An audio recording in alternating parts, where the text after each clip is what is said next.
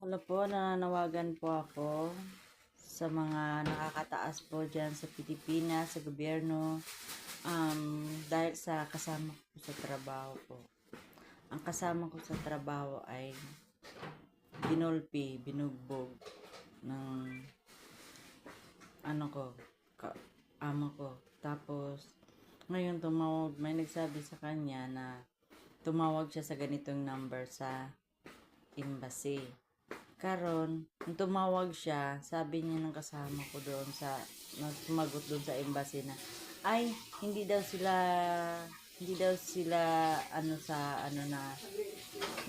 sila nagre-rescue tungkol sa mga ganitong klase.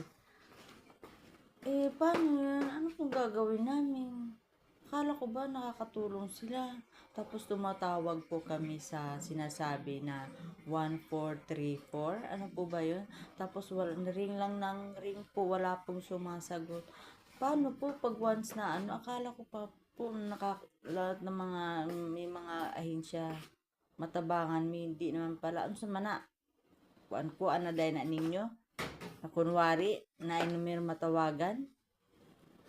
Pagkakuan dahil o dili man di ay magunsa na lang mi diring mga ka OFW. Dili na naman masabtan, lalo ng mga pamilya namo asa na lang na maayo ang kahimtang, pero dili naman. Lisod amo ni ginusto ni namo ang trabaho kay gusto ni makatabang sa akong pamilya. Dahil lisod ang kahimtang diha sa among nasod.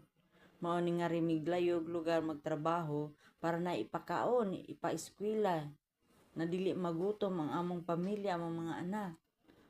Nga, di man mo tuyo nga makuan mi. Ang among kuan gyud nga dili mi maunta masakit. Dili buotan ang among kanang kuan ba? Dili manakit ang among ba? Karon nasa mi kaduulan.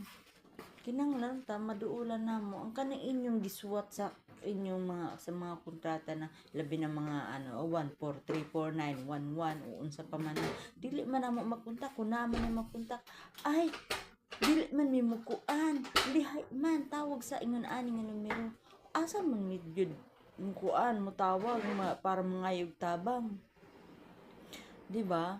So sana po matulungan mo kami mga taga OFW. Salamat po, maraming salamat po.